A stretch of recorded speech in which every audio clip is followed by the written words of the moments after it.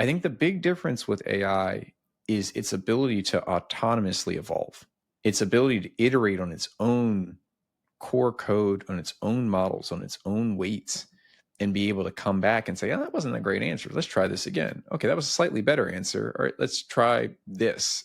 And do that many, many billions of times, over the course of, seconds or sometimes minutes. I think what that will turn into, or what that will mean long term, is that the evolution of that system and those products is going to happen a lot faster than what we saw with the steam engine or with knives or wheels or metallurgy. I mean, there's just so many areas, right? But I think it's literally the fact that it has the ability to make small changes to itself and then iterate on it many, many millions or billions of times to get a whole series of outputs and results. Welcome to Pioneers, the show where we explore the intersection between humanity and AI. I'm your host, Ankur Patel. Over the last 10 years, I've built 3 AI startups, written 2 books about the subject, and I run a weekly AI newsletter. I also regularly teach and speak about the topic at conferences. This technology has grown faster than I think any of us could have imagined, and it's making us ask really important questions, such as how ethical is AI? What will this technology look like in a few years, let alone a few months? And most importantly, does it have the power to truly change the world? And what does it mean for you? On this show, I'll be interviewing the founders, operators, and pioneers that are introducing AI into their companies and industries. We'll be asking them the really heavy-hitting questions that make them dig deep into the core of what we do. And without further ado, let's dive into today's episode.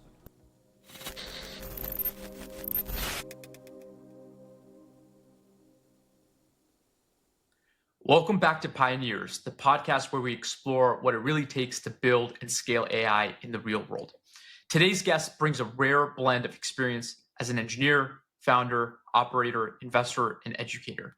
Collin Wallace is a managing director at Lobby Capital, former head of innovation at Grubhub, and co-founder of Zero Storefront. He's led over 80 investments in early tech startups, many at the edge of AI, marketplaces, and the future of work. He also teaches at Stanford, where he helps the next generation of founders build with impact. Collin, welcome to Pioneers. Thanks so much for having me. Yeah, super excited to be here. What are you most excited about in AI today? Yeah, I mean, the thing that I'm most excited about is a lot of the applications around healthcare. I just think it's such a prescient thing. People, you don't realize that, less than a sort of century ago, the life expectancy for somebody like me basically had already passed. Like I just turned 41, and in theory, like that was kind of the tail end of my life. And it's only through the set of innovations that have come from penicillin and blood transfusions and all these kinds of things. What's interesting with AI is like all of those things are accelerating. Like the rate at which we're discovering new knowledge and information and then able to apply it to model it is accelerating faster than it ever has.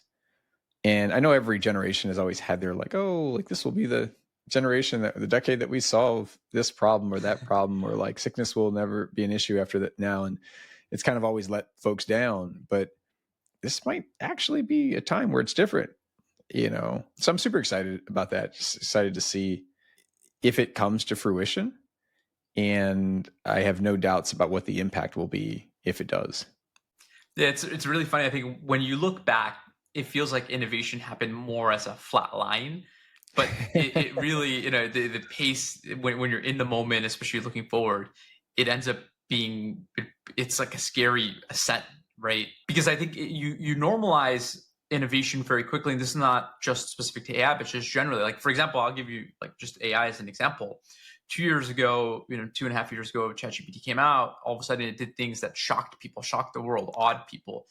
And then now I think that people ask like, okay, well, great, it can write an essay, but when can it write a really fantastic original novel, right? And so all of a sudden the bar like just changes, right? Like, okay, it could write a small application, but how can it scale up to building a company, right? It's like all of a sudden the kind of the asks of new technology become grander. But as long as we're compounding the gains at the pace that we have had in the past few years, even around AI, in some ways it's like really exciting, maybe in some ways daunting, because you just don't know what the future holds around like what's possible. But in general, it's like we have more things to look forward to in terms of the realm of possibility than we've ever had before. I mean, 100%. I totally agree with you. And it's funny because I have a graph that I draw a lot, like when I'm teaching around really product market fit and sort of like quantitative metrics of that or measurements of that. And there are two like significant frontiers in that graph, and one of them is like customer satisfaction, and it's drawn as an asymptote because I explained to the students like you never actually get to satisfaction. Like there's always something else that customers want, and that line is always, it has an increasing or positive slope. Like it's always increasing. When you release the first phone and it has no email, like someone proposes it, and all of a sudden it's like this novel thing. You're like, whoa, this completely blows past my expectations, almost meets my satisfaction line. But then you fast forward a year and a phone like without email is like not really a phone. Yeah. You know what I mean? And so that's always going to be the case. And so it doesn't surprise me that we see that with AI. I think the big difference though is that AI is seemingly working in exponentials in a way that other technologies have not.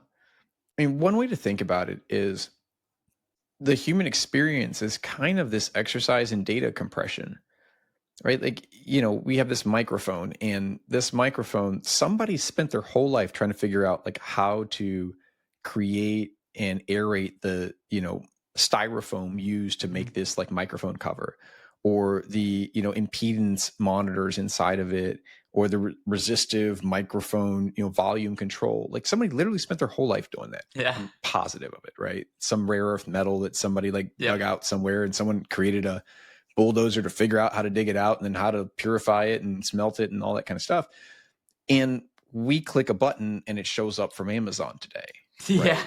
And I save myself the whole lifetime or multiple lifetimes of having to create this, but I get all the benefit of it. And that process was like very analog for a very long time. And the input relative to the output was also a very taxing ratio. There was a lot of input required to get a relatively small breakthrough that was like algebra or, penicillin. Now we're approaching this world where you have the ability to take sort of all of the static knowledge up to this moment, compress it, and anyone can effectively be an expert in that thing for, 1/100th of a penny in compute. Yeah. And so it's really interesting, like, one, because I think it changes the dynamics a ton of like, what does the world look like? What does it mean to be smart? What does knowledge actually look like in today's world? Because a lot of our society up to, in the last, I don't call it 50, 80 years, has been defined by knowledge workers. Like it's literally like how you create social mobility. You go and learn stuff and you get smart, and then you get to go to good schools and get good jobs, live in good houses. It wasn't always that way. Like there was a time where like you got the good seat at the table because you were just big and strong, and you slapped the other caveman and took their stuff. And so like this idea that because our world is organized around knowledge today, that it'll always be organized that way, I think is maybe a fallacy. The part that I'm kind of fixated on right now is like what I call like perishable knowledge, which is sort of the things that don't exist inside of AI. Like AI is really good at all the things that have happened up to this point. Yep. These are like the things that you'd memorize from the back of your textbook and so on. But perishable knowledge are things that are occurring like ongoing right now. Like in some ways, this conversation itself, some of the insights that might come from it, the things like ideas that are bouncing around in my head as a result of the questions that you asked, those things aren't in AI, not yet. Now they will be at some point, right? Which is why they're perishable. And like you have to go and make use of those things and take action and try to extract value from them quickly. Yeah. But I think that's where all the magic is happening. It's not like, who can get their AI to spit out like Newtonian, mechanics laws. It's like, well, yeah, like, they all have that. Yeah. Yeah, it is super fascinating. And I think part of it is like context really matters, right? And so if you feed all the context in, historically speaking, that's great. Now all of a sudden that's available to everyone, not just, subset of players, but everyone.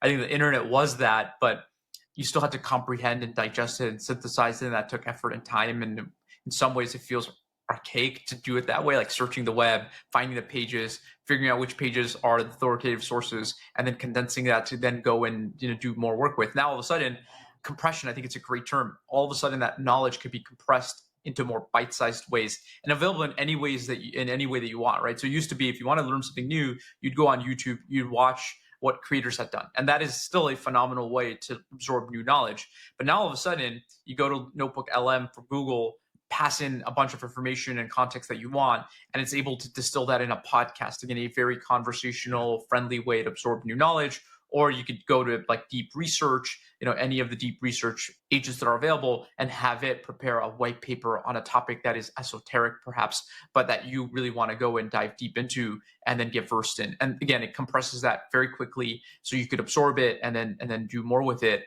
But I think right now it's more about information gathering and sorting. It'll be interesting to see sort of the next inflection point, right? What happens next once like you reach or approach super intelligence. And I think that's like a really maybe word of the year. But before we go there, before we talk more totally. about AI, Colin, just very quickly, obviously you've had so much experience founding a company which was acquired by Grubhub. You've launched Techstars programs with JP Morgan and eBay, and you've gone to investing in over 80 startups. What's the common thread, and what's the thing that really keeps you motivated as you kind of go from one chapter to the next? Yeah, it's funny. I was thinking about this morning randomly. I think the common theme is building. And what I mean by that is, look, when we leave this like planet or Earth or however you want to think about it, like this universe, really the only thing left behind, I'm coming to believe, is the things that we've built, the buildings that we build, the relationships that we build, the ideas, the knowledge that we build. Like those things live past when we do, and they have a lot of persistence to them. And there's a ripple effect associated with all of those things, right? To our point about the sort of data compression, it's like because of some of those things that you've built, like somebody else gets to drive on this road for the next 50 years because somebody before them spent half their life paving it. And the house that I live in, I'm sure the people who built it are long gone, And if I had to do it today, like I think it would be quite challenging, right? It would probably take half of my life to go to build it or whatever, some meaningful amount. So to your question, the common thread is like I was a builder building software and things like that myself. And then at some point I was helping other folks to build their companies. Along the way, I've spent my time building a lot of relationships and a lot of expertise and knowledge around given spaces, AI, to some extent, but maybe more abstract about how to just build businesses consistently, how to tip the scale in your favor. And that's the thing that gets me up in the morning. It's the thing I'm super excited about. But look, some of these companies will make money. Some of them won't make money. Like some of their products will be like world renowned, and some of them like will be products that are world changing and no one's ever heard of them. And I'm totally okay with all of those outcomes. I think as long as, the output around like building something of significance, even if it's just to that one person, that founder, that's an acceptable or successful outcome for me. And so I think that's the common thread. I mean, I've had companies that got really big. I've companies that just like kind of fell apart in the night, and like, that's okay. I'm fine with either of those. I think in both cases we were successful because again, the success I think is defined by like building something that was important to you, even if it's just in that moment. I love that. I mean, it's a beautiful response because I think, what's critical there is that you build something, what you build together with other people lasts, right? Well beyond like that individual, that group of individuals. And I think a lot of like just what we do in our daily lives, particularly for work, is around that central theme. You could build stuff in isolation, but generally if you want to build something of real impact, you're going to need to have really great partners. Those are going to be colleagues, they're going to be customers, investors, advisors. Yeah, totally. All the different people that really have to come together to go and build something of significance. But then the idea here is that that's the thing that persists, right? As you said, the microphone, like going and spending all that time and effort by multiple teams, I'm sure, because it's not a single team that would have built totally that. Across multiple generations. Like it's right. kind of crazy when you think about it. And we pass all that information through like books, and at least we have. And now we have higher forms of data compression, right? Which is like audio or video. or AI is like kind of even the next level of that. Like, I can synthesize from all the sort of meta and peripheral information and like actually come out with, some answer. But I think there's a misconception in investing or for investors of like what their job is supposed to be. I think they think like their job is being a little bit presumptuous about how others feel, but like that their job is just to move money from one place to another, and it turns out that doesn't actually build anything. Mm-hmm. Right? Like it may enable the building in some way, but if the building is not the output of that money, it actually is wasted. This is wasted resources. And so it's something I'm always thinking about in my head of like, what role am I supposed to be playing in the story of building for founders? And sometimes it's like sitting down and shutting up. Like sometimes it's not helpful. You just need to be quiet and like just sit there. Sometimes it's to be a shoulder to cry on. Sometimes it's like doing some tackling and blocking to keep things off of them, whether it's competitors or, lawyers or you name it. Yeah. But it all comes back to that of like this idea of we're building something and my job is to protect you and to help you to be able to do that so that we both can revel in what comes out the other side. And sometimes that means money, but a lot of times it means a whole bunch of other stuff. Yeah. Probably even more than the money. And so it's something I just try to never forget, like, because I think it's easy to get caught up in like the dollars moving one way or another. And it's like you get dollars a lot of places. Like that's not a reason to take money from one person over another. I think it's all the other stuff actually really makes the big difference. Yeah, and being on the founder side, that really resonates. That's what you look for, right? It's more than capital. It's like, what does that relationship look like, that partnership, especially because it's a multi-year. In some cases, it could be 10 plus years, given the nature of like building companies today, right? And so it has to be much more than just the capital. It's like how supportive, how much of a partner will they be? Will they hold you accountable? But again, in different ways, depending on what you need at that moment in time. I think that's really critical. And then I think for us, like we try to do that with customers on the other end, which is like, they're not just looking to purchase technology. In many cases, they actually need a partner that really understands what are they going through as a business? What are their problems? How are they looking and turning to this technology that you happen to have to go and solve for that pain that they're experiencing? And if you're not empathetic, if you don't understand, if you're not close to them in that way, you're never going to get to the really great outcomes that you're shooting for, right? It ends up being very transactional. It's a very superficial relationship. And especially when you do something that's like deeply involved, like enterprise software, it is more of a partnership than anything else, right? There are many companies to purchase things from. There are very few partners that you could rely on. So it comes down to trust and relationships as well as the technology. Yeah, and the trust is super important, between the founders and investors, between, founders and customers, founders and other co-founders or employees. And you can't hire trust. You can't buy trust. You have to build it. And I think, again, sometimes people try to find the shortcuts there. And it's like, how do I get a customer to trust what I'm saying? It's like, delivering what you say you're going to do over a long period of time and consistently, right? Like there's no shortcut to it. And in many ways, if there was, it wouldn't be valuable. Yeah. And so I appreciate that challenge. I actually enjoy it. And because it keeps me honest, I think it keeps me on my toes of like, in what ways did I show up today for my employees? Like when I was a founder, like what ways did I show up as a board member or as an investor? Yeah. And I enjoy being around people who expect that of me because I think I'm going to meet and exceed that expectation. Yeah. Colin, I know from our vantage point and perhaps generations prior, like every single technology that was the technology of their day, let's say the internet, and prior to that, it could be the advent of steam computers, engine. right? It feels like, okay, well, this is different. This time is different. From your perspective, what makes AI different or the same as previous technology shifts? Is it really that different this time? I actually think it's really like one sort of small but significant difference. And you're going to hear me say that term a lot because that's just something that lives in my head a ton. When we think about the way evolution has worked from a biological standpoint, we're talking about very, very small permutations in sort of a genetic sequence that iterated over many, many millions of generations, like sort of turn what was some amoeba or a protozoa like into a human being, right? Or into a salamander or whatever it is. And, machines are not that different. Only the process for evolution is not autonomous, right? We take like what was the first automobile, we run it for a bit, and then we say, oh, okay, that didn't quite work right. Let's take these wheels off and let's put on some that have more spokes, or we'll put some suspension on it. And then we iterate on that for a bit.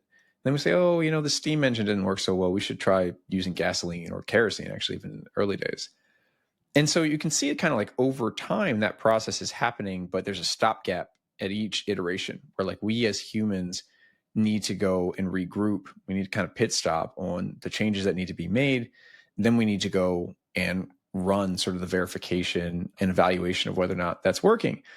And we do this a lot with healthcare, right? This is like a prime example, FDA trials and so on, like why the evolution of so many of those things has been so slow.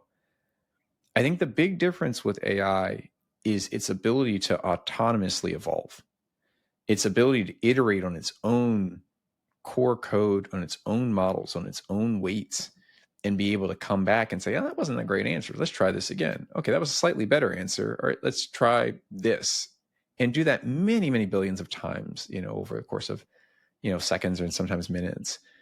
I think what that will turn into, or what that will mean long term, is that the evolution of that system and those products is going to happen a lot faster than what we saw with the steam engine or with knives or wheels or metallurgy. I mean, there's just so many areas, right?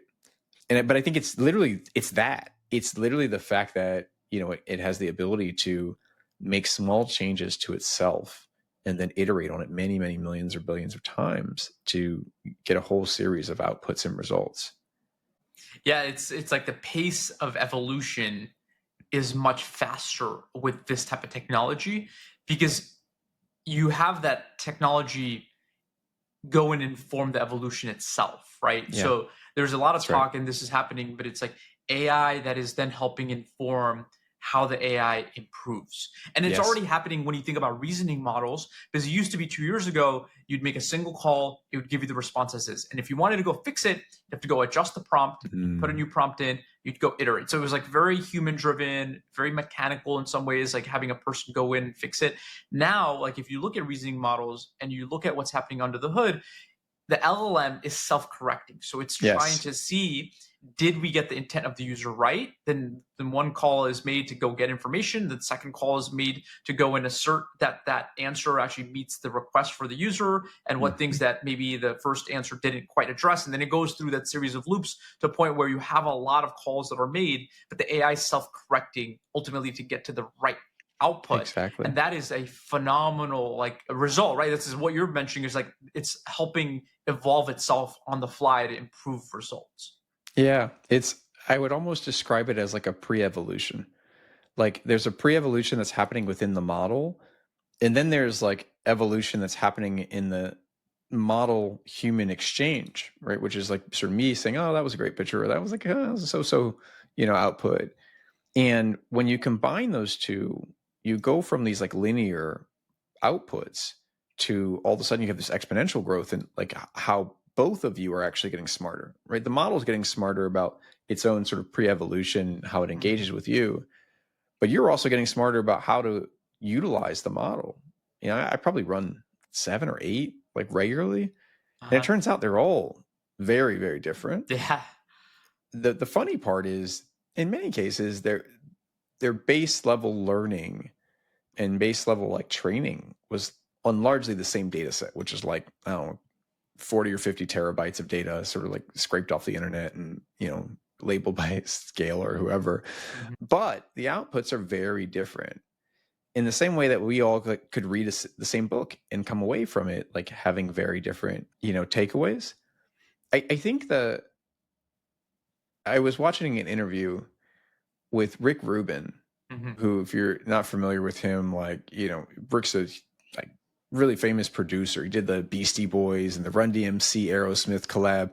And Rick was always like this kind of weird guy because, he both existed in this like heavy metal, like rock world. And he also loved hip hop. And so here's this like guy, like a white guy with like, white beard and like, all of the rock boy stuff. And he's like at Run DMC concerts just jamming out. And his ability to sort of sit at the intersection of all of these different things, I think allowed him to see a lot of what others were not seeing and to develop his own view and his own perspective on the world. And anyways, Rick was talking about somebody had sent him a mixtape, and it was a bunch of stuff in the voice of Jay-Z, where they had cloned Jay-Z's voice. And so everything that was being said sounded like, Jay-Z, Rockefeller, all that stuff. And what Rick was saying was like, well, it didn't really resonate with me. And he had done a bunch of Jay-Z albums himself and so on. And his answer was, the reason why is because the reason that people listen to Jay-Z is because they want to understand his perspective. And that's something that's dynamic. It's something that's in the moment. It's something that's unique to him. It's not his voice. It's not even the lyrics. Yeah. It's his perspective, which had to be developed over many years and experiences and ups and downs and the good times and the bad times, the trauma and the tragedies, as well as the triumphs, all of those things. And so my point is, I think each of these models has their own perspective. And that's what's coming out. Even though they're looking at the same data, it's like they are developing their own perspective. And we as humans have our own perspective that we're bringing to that interaction. It's not something that can be outsourced to the model. It's in many ways defined and underpinned by this sort of like perishable knowledge that we've gained over the course of our lives and our experience. And so sometimes I think about this idea of, AI will replace us all, like all our jobs are going away. It's like, not really. Like, just because you can imitate Jay-Z's voice, like doesn't make that a Jay-Z song. Like it turns out you got to have lived that experience and had those knocks in order to output some of the hits. Yeah, I think that perspective and the taste, right, is something that is really, really important. Taste. Yeah. And I think that is in some ways uniquely human, and will be really interesting to see how that plays out. But like technology can be a great enabler, right? And I think when I look at the tooling and the software around AI that people have, I think for individuals like consumers, it feels like AI is much more mature in some ways, where there's better user experiences. It's more intuitive to use. And you're able to use Perplexity and ChatGPT. You're able to do like vibe coding, again, mostly oriented towards individuals today. Although now you're trying to find ways to introduce at a business level. Yeah. But it seems like with enterprises, especially in regulated spaces, but just generally in enterprise, obviously there's a lot more that goes into it, regulatory concerns, compliance, etc. But in a lot of individuals, we're bringing in the consumer versions to the workplace, whether that's right or not. Like I think in some cases it's just like they're not sure what the policies are, and so they bring it in. But that's kind of their primary ways of experiencing AI at work. I think that's about to change. But I'm curious, from your perspective as an investor, seeing all the opportunities, what's working really well in consumer? And I'm curious if you see the same thing happening in the enterprise side of things, where it feels like it's a notch or two behind, but it's going to maybe catch up as companies find better experiences for workers to leverage this technology in the ways that they need it. Yeah. So I'm probably not as experienced on the consumer side. I think it's just been like a very rapidly evolving space. My theory on why you've seen some products do really well, at least in AI type products in the consumer, is because the burden of proof is a lot lower. Like you don't need as high fidelity of a product. In many ways, consumers are using it and unclear of like what the value is that they need out the other side. And so all the scrutiny and things are like much lower than, if you're a healthcare provider and you're using an LLM, like that thing has to work like, precisely, perfectly every time. It turns out that's a very different standard, and your willingness to just kind of jump in feet first is very different than somebody who's like trying to vibe write Shakespeare paper for their, 7th grade English class. And so like, I just think you're going to see the uptake there a lot faster than you will in the other places. It also kind of informs a little bit your question around the enterprise, which is like, where are you seeing the traction and where are you seeing the benefit? And I think it is in those places where there is very discrete and measurable outputs in there, where the outputs are also like very high fidelity. So like Cursor's a great example I'm sure everyone talks about, because of their valuation and sort of success. But, Cursor's chosen to solve a problem that has very tight feedback loops, right? Like you write the code, you compile it. If it doesn't compile, the thing didn't work well, right? Like, and so your ability to know whether or not you're getting value from this is pretty immediate in a way that's very different from like even trying to switch out workflows in customer support or something. Like you actually won't know for a while whether or not that worked. Like if you remember the early days of Klarna kind of trying to swap out their customer support, customer success function, and replace it with AI, they were kind of touting it and sort of banging their chest, thumping their chest about being able to reduce a lot of overhead by automating this. And it turned out like 6 months later, it was like, their customer satisfaction went through the floor. Like they're having all kinds of problems. And they were basically announced like, oh yeah, we're hiring all these people back. Like, and it's not because they were, ill-informed or, doing the wrong thing or irresponsible. I think there's just a lag in corporations between the decisions that we make and the outcomes. That's why we spend so much time, I think, doing strategy and forecasting and so on. It's a much bigger ship that you're steering. And so when you get the coordinates wrong, like changing it is a lot more of a challenge. And it takes a little while before you figure out that the coordinates are wrong.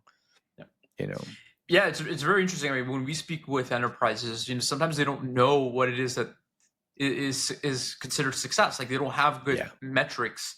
And so we often ask them, hey, like what is success for you to look like? What would you want to see happen from this to make it a clear yes, right? To go and move forward, integrate, whatever it might be.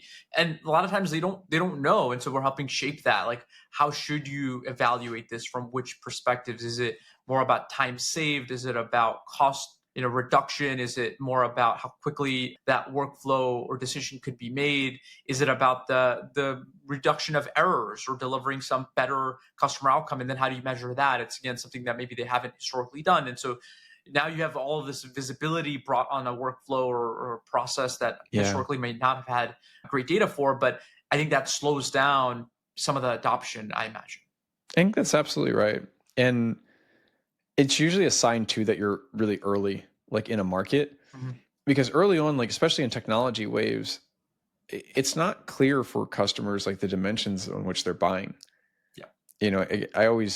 I kind of joke with people in my head. I imagine like the early 1900s, like Wilhelm Chrysler and Henry Ford sort of arguing at the car lot, like trying to sell a customer on buying their automobile. And I'm sure Wilhelm Chrysler's like, you should buy the Chrysler. It's, 4 horsepower. And Henry Ford's like, you should buy this Model T because it's got 2 horsepower. And the customer's literally sitting there like, what's a horsepower? Yeah. And like, but no one thought of that, right? Because you're so ingrained and so focused on your objectives and your knowledge base as the founder, whether it's Henry Ford or like Wilhelm Chrysler. And it takes a while before the customer is able to realize like, okay, if I'm trying to do this, horsepower really matters. If I'm trying to race or if I'm trying to like pull something or tow something. If I'm not, then like maybe price matters and horsepower doesn't matter as much. And I think a lot of the churn that you're seeing with AI solutions in enterprise has more to do with that realization than it does with the actual quality of the product. Like I think in some ways, folks were buying these solutions thinking that they were going to get something else or they were going to solve a different problem than the one it actually solved for them. And so it usually, to me, it means like you probably spend some time waiting for the market to evolve. Ideally, you're going to a segment of the market where they are clear because not everybody gets to the same conclusions at the same time. And so sometimes there's folks who they're like, no, we know exactly what we need. And it's you, like, we want to buy your stuff. Versus when you have to educate them, it can be time consuming and like resource intensive. And usually startups are like, we have the least amount of time and we have the least amount of money at the table. It's like, that's a job for McKinsey. Like, and if you call me when you figured it out, like, then we'll install for you. But I think it is really important to listen to customers and hear like, how are they thinking about evaluating the category of software you're building for or in, right? It's like, how do you go and solve for that pain, right? So if you're solving for like the horsepower problem, but they really care about price, right? maybe you're just targeting the wrong set of customers, or maybe it is the right set of customers, but you need to be more sensitive to the price bit than the Yeah. horsepower bit, or maybe draw more attention to it, whatever it might be. But I think you have to really be empathetic and listen so that you understand what the frame for buying is, and then in some ways you're also able to go and slot people into different ICP buckets, right? Like different Yeah, personas that you exactly. want to sell for and such. Yeah, I think, being really clear on what is their objective? Like, what are they trying to accomplish? Mm-hmm. And then how will they measure it? The number of times I see someone like, oh, as a customer, they say like, oh, we need something that's faster. Okay, great. Like, what do you mean by faster? Faster is measured by what? Because, faster might just be, a 10% increase in how much paper comes out of the thing, right? But it also could mean like this needs to happen in under 10 milliseconds. And these are like entirely different products, based on that one sort of ambiguous adjective of faster. Mm-hmm. And so I think sometimes the tendency for us as founders is to play like founder bingo, where you like have a word that you're looking for or some like insight that you're looking for. And the minute a customer says it, you stop pushing, you just move on. Somebody says, oh, they want faster. And it's like, yes, they want something faster. We know our solution's faster. It's like, okay, yeah, but faster is measured by what? Because your faster might not be the fast that they need or the better or, the easier. I mean, all of these words kind of have the same risk of being ambiguous to the point where you can't validate your product against them. And so I think to your point, if you're empathetic and you are genuinely curious about the attribution of what you're hearing and what you're seeing, then you are willing to go to whatever the sort of 4, 5, or 6 whys that you need to get to that bedrock of like, what are you actually trying to do and how are you going to measure for it? Great. Now I know what my rubric is going to be for the thing that I built. I want to take a step back and talk about your founder experience and what it means in light of building product today. So I think, we talked a little bit about customers, at least in enterprise, are a little bit early. Sometimes they don't know what to measure success by. But at the same time, they do want to experiment and they are spending some budget to experiment and learn, right? And I think that's a healthy signal because you need to kind of get a good frame of what's out there, how it could be helpful, even if you don't have clear intentionality around how to measure this and what success looks like and whatnot. But you learn by testing and trying. And so founders kind of have that mindset, which is like, how do I enable my customers to test and try what I've built so that we also start getting feedback and good signals from the market? But at the same time, that leads you to build quickly, and speed sometimes is really good. But sometimes there's a trade-off between speed versus building something that's stable and robust, Yeah. particularly in like really sensitive areas like healthcare, finance and healthcare. Yeah. So totally. could we talk a little about your advice to founders and also students that you teach at Stanford around balancing speed versus stability and the like? Yeah. So the way I think about it is kind of this balance between like exploration and exploitation, right? So exploration is like set of things you don't know. You're going to go spend some time to try and figure it out with design partners or, through A/B testing and that kind of thing. And then there's the exploitation piece, which is stuff that works. And it's just a question of doing more of that thing. Maybe it's cold calling, or maybe it's, showing up to restaurants and getting them to buy your Grubhub stuff, right? Like, and at various stages of the life cycle of a business, you have different points on that scale of exploration and exploitation that you're constantly adjusting. Now, an example would be like just prior to fundraising, you're probably going to spend a lot of time on exploitation because you want to go in with like great numbers. Nobody really cares about the stuff that you hypothetically might potentially do at some point in the future if it potentially works. Like, that's a really hard pitch. But going in saying like, hey, our sales were X in January, and here in June they're 5X because of exploitation, like that's going to be a strong pitch for you as far as the numbers are concerned. Now, after you've gotten the money, you may switch to the other extreme, right? Which is like, great, we got the cash. Now let's go back to exploration. Like, we know that this trick that we're doing right now is not going to last indefinitely. So let's go find some other ones. And so I think depending on where you are in the stage of the company, like that's how you want to be thinking about how much of your resources, time being a major one, money being maybe less major one, a minor one, how much of those you want to be putting into one of those buckets versus the other. I do think there's a tendency for founders, and certainly this was the case for me, to spend too much time in exploration, right? Because it's just, exciting. It's interesting. You're discovering new stuff. Like most of us are probably like ADD or ADHD anyway. Like I'm sure we're all over the place looking at all kinds of things, right? And we've all heard the mantra like, oh, you need to focus, right? And in some ways, the thing to focus on is figuring out what to focus on. It's kind of meta, but, and I've definitely had that challenge. I think we all do. I think in many ways, this is part of the reason why founders or some founders become investors, because you have the ability to kind of like look at lots of stuff and not necessarily be accountable for any or all of it, ironically. So again, to your question, I think that in the early stages, you're trying to find a few things through exploration that you can exploit. And then you want to get that early traction. Usually the fastest path to that value creation is actually to find an existing process, an existing workflow, something that someone's already doing to create value, and then simply remove a step. And then you're basically arbitraging like what would have gone into that step. You're taking that value and you're turning some subset of that into money, like i.e. revenue. And then from there, you're able to expand how much value you're capturing. You're maybe able to change the trajectory or the route of that workflow. But initially, it's like, oh, yeah, we do the same thing that you do calling a restaurant, only you can do it with a button. Yeah. There was like literally no more to it than that. And then it was like, okay, well, now you get updates on your orders because we went through this digital system and no one has to call you to tell you where your order is in the flow. Oh, and now we can track your driver because like they have an app and all of these things. But those came over the course of a decade, literally. Yeah. Right. But V1 was like, we're going to take your menu and we're going to scan it and put it online. And then you can push a button and order stuff. Like, yeah, it wasn't much more to it than that.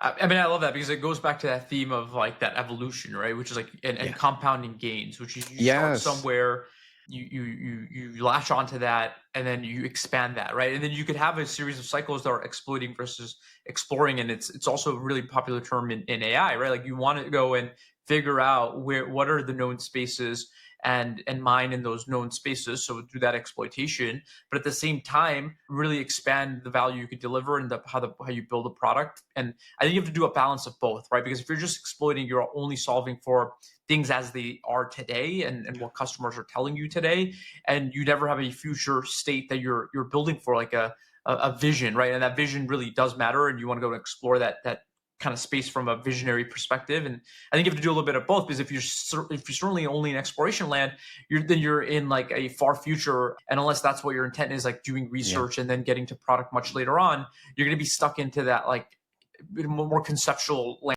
too long, right? And I actually think like the need to have revenue, right? The focus on revenue, which we've seen more in this cycle perhaps than like in 21, for example, helps kind of get that balance more right. Right? When capital is too easy, too cheap, you stand in exploration mode. The opposite is also true. If you only have scarcity, then you never get to explore. You're just exploiting, and that can also be problematic. But I think a nice balance between the two, I think, is really sound, as you're saying, to kind of go and balance that at different parts of that journey that you go through. Yeah, and it's not about the volume of revenue. I hear that question a lot. People are like, how much revenue do I need to raise a Series A or a seed? And it's like, that's not really what we look at. Like at the early stages where we invest, and where I invested a lot as an angel as well, whatever revenue number you have is like wildly non-accretive relative to what you would make just renting your brain to McKinsey or Bain or like BCG. Right? Like there's no world in whatever number you come up with, however good you think it is, like it is very small relative to the current aggregate value of all the folks on your team, including yourself, like what you would be earning in the open market. So the idea that that number is going to like knock our socks off and somehow validate the business as a, discounted cash flow type business, right? Like one where it's being valued on the basis of its revenue, it's just not true. The only significance of revenue in the early days is as a signal. It is a signal that people care enough about what it is that you're doing to reach in their pocket and give you the dollar in exchange for the value of the thing that you're providing. It gives you some directional signal. It gives you some sense of magnitude signal, but even that can be kind of under disclosed. And it gives you some element of like understanding of retention. Like, to what extent is that persistent? How is it changing Yeah. over time? Mhm. And so, when I look at a company, man, I would so much rather have a company that's doing $10 this week, doing $50 next week, doing $150 the following week, than a company that did 12 grand this month and then did zero the next month and then did 3 grand the next month. Yeah. Because what that tells me is that it's very unlikely that the company has a very clear and consistent understanding of how to drive value and turn that into money. Which means if I give you a bunch more cash, you're just going to have way more volatility. It's not necessarily all going to drive up and to the right. It's just going to make the swings bigger. It'll be 120 grand this month, and it'll be 3 grand or zero, and then 3 grand, then 30 grand the next month. And that's the thing that you're looking for, because you need consistency to get repeatability, which then invariably leads to scalability. Yeah. You think of like Steph Curry. If Steph Curry shot the ball and wasn't consistently swishing it or hitting 3-pointers, him shooting more is not going to make the points go up. Yeah. It's just going to turn the ball over more. Like, you got to figure out how to actually hit, and then you do a whole lot more of that, and then all of a sudden you become the best, 3-point shooter in the history of the game or whatever. Yeah. So I think there's something really similar that happens here for the companies, and like, the revenue is a big driver of that. It's like the one sonar signal that you get. So it's weird when people turn it off and they're like, oh, I'm going to just like fly blind and hope that I get to where I'm trying to go. I think we as investors need to impart some of that wisdom too, and like hold people accountable, not just because, but I think because it ultimately helps them to be better, to build something better. Yeah. I think, Colin, those are great insights, because I think sometimes that message doesn't come across, right? As a founder, you live in your own world. You have obviously interactions with investors, but you don't know how they think, what their experiences are. And, I think that is something that you've done a great job of distilling. Like, how do you view the world as an investor?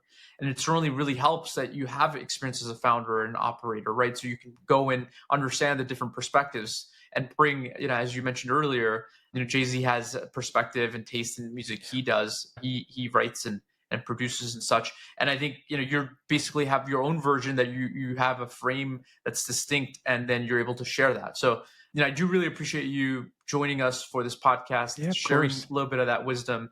And I'm pretty excited to continue this conversation. I would love to have you on a future podcast here. We could chat a little bit more about the current state. Like, did AI live up to some of the hype versus not, right? A little retrospective sorts along the way, I'm sure. I'd love that. Thanks so much for having me. This was a lot of fun, and I'm looking forward to it. Yeah, same here.